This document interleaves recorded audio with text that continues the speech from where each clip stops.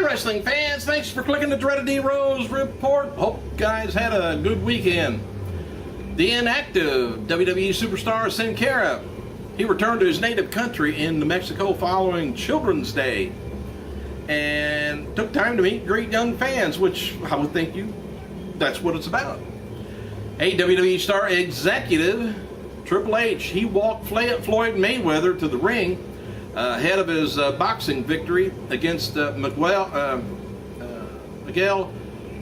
Cotto, I guess is his name, Cotto, on Saturday nights. I didn't get to see that in Las Vegas. Now, I haven't seen it yet. But anyway, Hunter carried one of Mayweather's championship belts and discreetly wore a sling on his left arm, selling the storyline injury that he suffered at the hands of Brock Lesnar in last Monday's Raw. He did, however, hold the title belt above his head at one point, which conflicts with the notion that his arm might be broken or in need of surgery. Hunter and Mayweather have been close friends dating back to Floyd's involvement in WrestleMania 24. Back in 2009, Floyd talked about wanting Hunter to accompany him to the ring for an upcoming fight. He said Triple H is one of the greatest guys in the world and represents a whole universe of WWE fans and appreciate what he does. He and his stature are huge. I can't think of anyone better person to escort me to the ring for my return to boxing. Right after that, he wiped all the brown off his nose. And we know Triple H's arm is not broke, it's not hurt, it's all right. We'll go with the storyline, we flow with it. Everything is okay, so you don't have to explain why he's running around without a cast and surgical procedures going on right in front of us. Don't worry about it. Hey, this is good news. former WWE superstar Perry Saturn, he won his first championship in over a decade, April 27th in Des Moines, Iowa, as he beat Eric Cannon and Sir Bradley Charles in a triple threat match to gain the 3XW Pure Wrestling Championship. Not familiar with their organization there, but anyway, WWE had audio trouble on Saturday's live main event in the Cellular Center in Asheville, North Carolina. Jimmy and Jay Uso's theme song, as well as Kane's promo that aired on the video screen, couldn't hear it. Wasn't audible. Oh. All right. Melina had something to say. Ex-diva Melina. She posted messages on Twitter while watching the fight and remarked upon seeing the King of Kings on TV. She says, "Maybe it's the margaritas, but I puked when I saw Bieber and Triple H." And says, "Oh man, what the heck is Triple H?" And said, "Puke, puke, puke." Boxing at an all-time low, it says. All right, anyway, WWE's spoke about the MMA expert Renier Gracie about how Brock Lesnar's Kimura lock works. Gracie cited a Frank Muir and Antonio Rodriguez Noriega fight where Muir broke Nog's arm with the hold. Gracie noticed that it goes to show just how serious the move is, and even though you might, feel the pain, you might not want it to tap, might not want to tap, but you have to, because if you don't, you're going to pay for it. And always say the Gracie Academy recovery time from the lock is 6 days, and if you tap, 6 months if you don't tap. A Bray Wyatt former. Now, it's Husky Harris, if you don't know who it is, Bray Wyatt.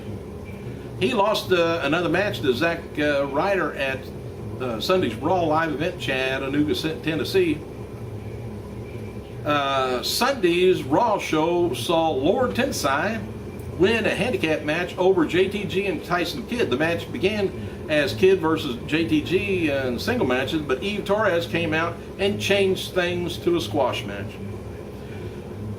Dennis Haskins, or Mr. DeVeldig, was in attendance at Chattanooga event on Sunday. He was introduced to the crowd and took a bow for the fans, and then got the hell out of there.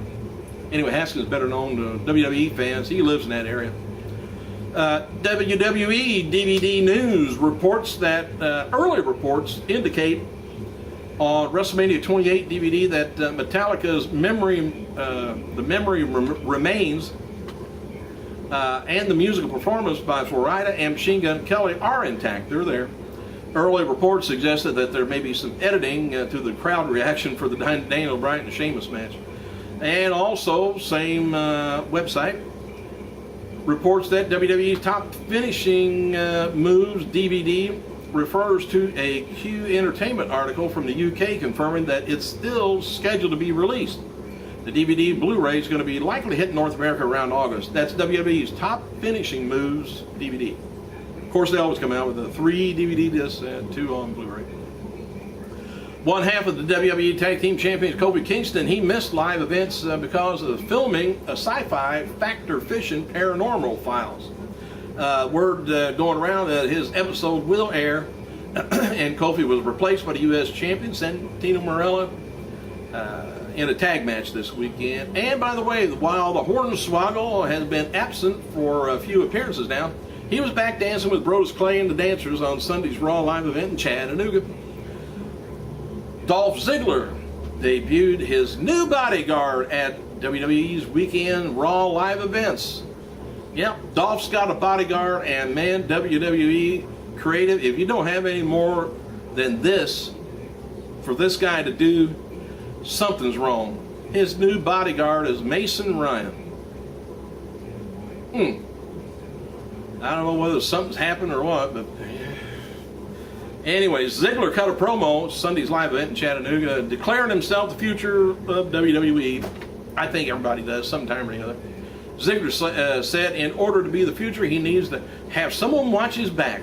Ziggler introduced Mason and said from now on, Mason will watch his back as he goes to the top of WWE. Now, somewhere along the line, Mason's going to attack his ass and win a something. I don't know. I don't think he's got a title. But anyway, Ziggler went on to lose to John Cena, though, who was still selling his arm injury from Brock. Bryan ended up getting involved in the match. WWE is going to be holding a Super Show July 8th. Santa Ana Star Center, Rio Rancho, New Mexico, bell time about 3 p.m. Hornswoggle's been promoting WWE anti-bullying campaign today in Greensboro, North Carolina. He tweeted, headed to Greensboro, going to be, Greensboro, be a star rally. Says, I always look forward to these as they hit close to home when I was younger being bullied. And now he's bullying people. Probably backstage. I don't know. Hey, Kevin Nash autographs. The signings went on in Allentown, Pennsylvania, and drew about 200 people. From Miss Elizabeth to Sensational Sherry, wwed.com pays tribute to the trailblazing ladies of the 80s who proved that WWE wasn't always a man's world. That's true.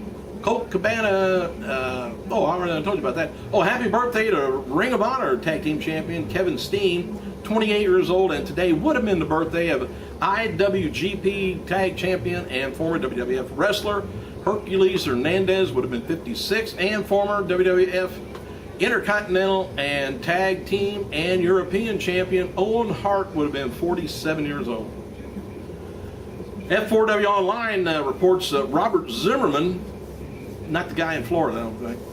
Anyway, he's the WWE's Senior Vice President of Corporate Communications, Media Relations, and Public Affairs. Let's wear a lot of hats around there. Has left the building. He's left the building, he's left the company. And additional details have not been disclosed. Apparently, he's left his hat behind too. All of them. Let me see, what else have we got here? Oh, officially, WWE has transferred Goldust's profile over to the Luminize section. An undisclosed incident on April 24th SmackDown taping in Grand Rapids, Michigan led to his contract being terminated. He had been working behind the scenes since suffering a shoulder injury back in December 2010. Don't know what it was.